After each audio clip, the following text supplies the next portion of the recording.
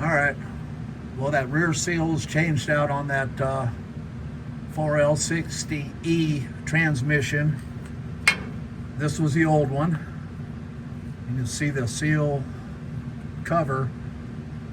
It's all cracked and stuff. I showed that on a different video, but all you got to do on these is just take an old wood chisel. And I'm not going to go through and explain everything because that's just not what I do. But just take a wood chisel and you can start like right there. Just start kind of hammering, crush the seal body in a little bit like that, and it'll pop right out. So it's pretty easy.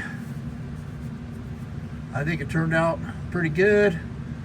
Got a drive line here for it now.